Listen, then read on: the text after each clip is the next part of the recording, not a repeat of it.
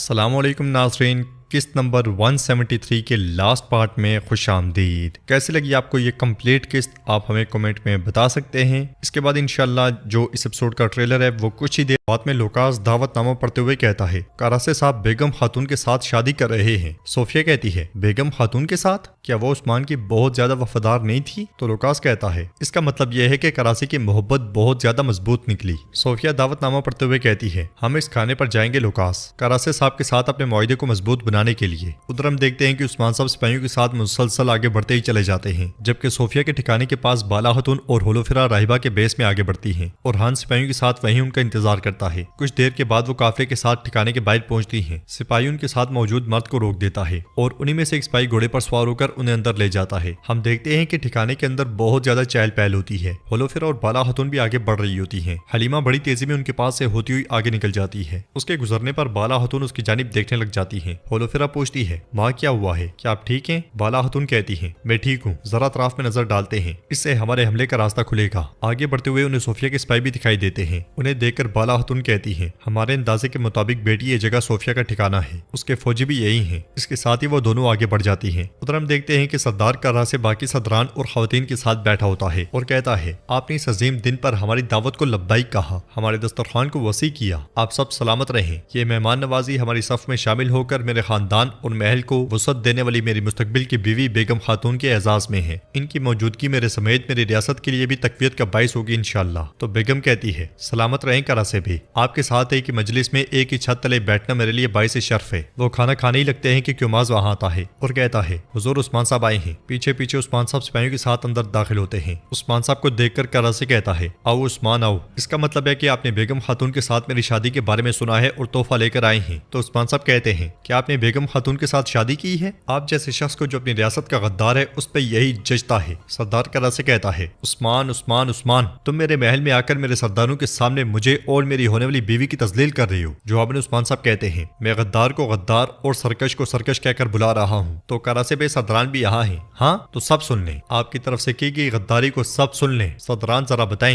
ये गाफिल जिसे आप रियासती शख्स और रहनुमा समझ रहे हैं, इसने सिपाहियों को खत्म करने वाली तलवारों की खेप को कुफार को बेचा है। यह सुनकर एक सरदार कहता है जो आप कह रहे हैं ऐसा हो ही नहीं सकता। उस्मान साहब कहते हैं ये हुआ है, जिस गाफिल के पीछे आप चल रहे हैं उसके लिए बर्बादी हो। करासे गुस्से से कहता है उस्मान बहुत हुआ। तो उस्मान साहब कहते हैं नहीं नहीं करासे साहब जरा रुकें तो, बुरान ये संदूक करासे साहब के पास ले जाओ। बुरान संदूक सामने रखने लगता है तो उस्मान साहब कहते हैं नहीं नहीं आगे नहीं, बिल्कुल पास रखो। यह सुनकर बुरान उसके बिल्कुल पास संदूक रख देता है। करासे जैसे ही संदूक खोलता है तो उसमें गेंजर का सर पड़ा होता है। ये देखकर सरदार करासे कहता है ये कैसी बदतमीजी है उस्मान? तो उस्मान साहब कहते हैं ये है आंख के बदले आंख और दांत के बदले दांत। तुमने हमारे दरमियान गद्दार को शामिल किया, अब ये ले लो उसका सर, हुक्म मेरा है, तुम गद्दार हो और जो तुम्हारे साथ हैं उनसे मैं जंग के मैदान में मिलूंगा। करासे खड़े होकर कहता है क्या तुमने सोचा कि इस तरह यहाँ कर जिंदा निकल सकते हो? ये कहते साथ ही सरदार करासे खंजर उस्मान साहब की जानिब फेंक देता है। उस्मान साहब तो उसके वार से बच जाते हैं मगर उनका फेंका हुआ खंजर सरदार करासे के सीने में जा लगता है। वो क्योमास की बाजू में गिरते हुए कहता है इनमें से किसी को जिंदा मत छोड़ना, मगर उसके सिपाहियों को उस्मान साहब के साथ ही जकड़ लेते हैं। बेगम खातून उस्मान साहब के मंसूबे के मुताबिक तलवार लेकर आगे बढ़ती है। उसे देखकर उस्मान साहब कहते हैं तो तुम तलवार निकाल रही हो? हाँ आओ और देखो। बेगम कहती है अब तुम्हारा किया दर्रा बढ़ गया है उस्मान। ये कहते साथ ही वो उस्मान साहब पर हमला करती है मगर उस्मान साहब एकदम से तलवार लेकर उसके गर्दन पर तान लेते हैं। यह मंजर देखकर सरदार करासे सिपाहियों से कहता है रुको रुको रुको। उस्मान साहब कहते हैं हम जिस तरह यहाँ दाखिल हुए हैं वैसे ही बाहर निकलेंगे। ये कहते साथ ही उस्मान साहब बेगम को बंदी बनाकर पीछे हटना शुरू हो जाते हैं। क्योमाज और सिपाही पीछे पीछे जाते हैं। सामने दो सिपाही आते हैं तो उस्मान साहब क्योमाज से कहते हैं इनसे कहो कि रास्ता छोड़ दें। क्योमाज के कहने पर वो हट जाते हैं। आगे बढ़ते हुए उस्मान साहब बेगम से कहते हैं मेरा इशारा मिलते साथ ही भागोगी, इससे करासी का तुम पर एतमाद बढ़ेगा। मजीद सिपाही सामने आते हैं तो क्योमाज उनसे कहता है अपने हथियार नीचे करो, इन्हें जाने दो। उस्मान साहब का इशारा मिलते साथ ही बेगम खुद को छुड़वा लेती है और उसका हाथ जख्मी हो जाता है। वो कहती है जो कुछ आपने किया इसकी कीमत आप अदा करेंगे उस्मान साहब। लेकिन क्योमाज अभी नहीं, करासे साहब जख्मी है, चलो उनके पास चलते हैं। ये कहते साथ ही बेगम खातून क्योमाज को लेकर चली जाती है। उधर हम देखते हैं कि बाला खातून और होलोफिरा वापस लौट आती है वो सीधी उरहान के पास आती है। बाला हतून उरहान से कहती है हमें सोफिया का ठिकाना मिल गया है, उसके सिपाही अंदर हैं, उनकी तादाद हद से ज्यादा है। उरहान कहता है जरा मेरे सरदार आ जाएं, इन सबको तहस नहस कर देंगे इंशाल्लाह। बाला हतून कहती है आप इंतजार करते हैं, हमें उनकी नजर में नहीं आना चाहिए। जंगल से लोकास और सोफिया सरदार कराची की जानिब जा रहे होते हैं कि इसी लम्हे उनके पास अरिस्तो आता है और कहता है मोहतरमा तरबियत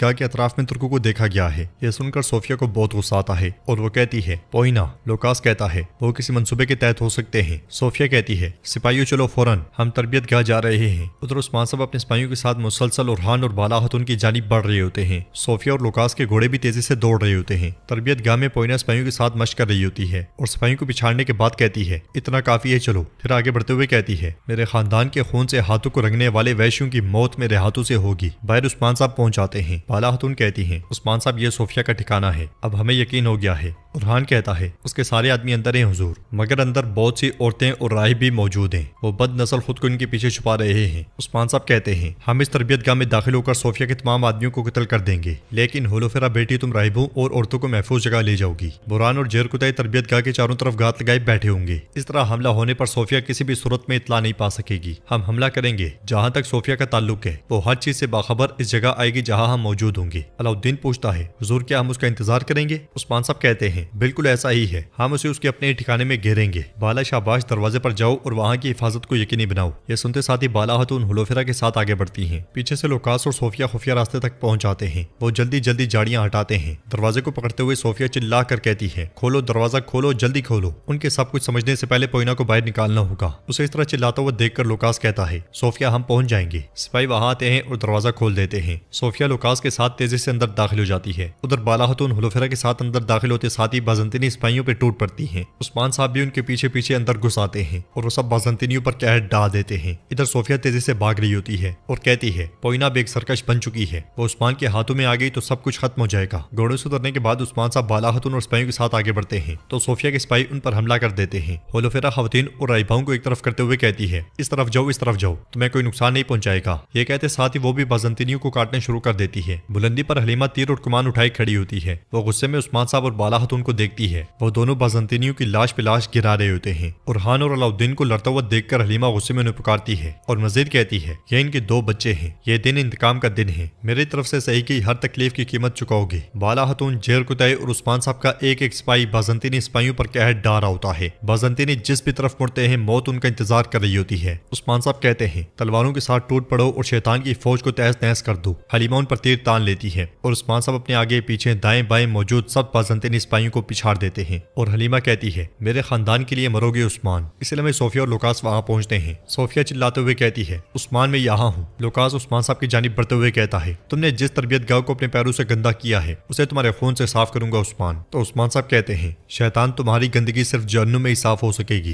ये सुनते साथ ही लोकास उन पे हमला कर देता है। बाला हतून सोफिया से कहती है तुमने जो कहा मुझे दरियाफ्त करने दो। तो सोफिया कहती है यानी कि तुम बोली नहीं हो, मैं तुम्हें एक बार नहीं बल्कि 1000 बार मारूंगी बाला। बाला हतून कहती है तो अब बोलो वरना तुम मर जाओगी। उन दोनों के दरमियान भी लड़ाई शुरू हो जाती है। उस्मान साहब लोकास को थप्पड़ मारकर पीछे धकेल देते हैं तो लोकास कहता है तुम मुर्दा हो, तुम मुर्दा आदमी हो उस्मान। जवाबन उस्मान साहब कहते हैं तुम्हारे पास भागने के लिए कोई जगह नहीं बची। ये कहते साथ ही उस्मान साहब लोकास की तलवार गिराकर उसकी टांग जख्मी कर देते हैं। हलीमा कभी तीर उस्मान साहब की जानिब तानती है और कभी बाला हतून की तरफ, मगर जब लोकास को मुश्किल में देखती है तो तीर उस्मान साहब की तरफ छोड़ देती है। तीर उस्मान साहब के कंधे के करीब पेवस्त हो जाता है। ये देखकर बाला हतून, उरहान और बाकी सब भी उस्मान साहब को पुकारते हैं। हलीमा कहती है मरो कमीने मरो। तो नाज़रीन इसके साथ ये एपिसोड भी इख्तिताम पजीर होती है। जो दिलचस्पी इस सीरीज में दिन ब दिन खत्म होती जा रही थी वो अब दोबारा से पैदा होती जा रही है, क्योंकि अब इस सीरीज में बहुत सी दिलचस्प चीजें हो रही हैं और हर एपिसोड पिछले एपिसोड से अब बेहतर ही आ रही है, जो कि पहले नहीं आ रही थी। अब ऐसा लगता है कि जैसे कहानी आगे बढ़ रही है। आप इसके मुतालिक क्या राय रखते हैं हमें कमेंट में बता सकते हैं। वीडियो पसंद आई है तो वीडियो को लाइक कर दें, शेयर नहीं किया हुआ तो शेयर करें, सब्सक्राइब नहीं किया हुआ तो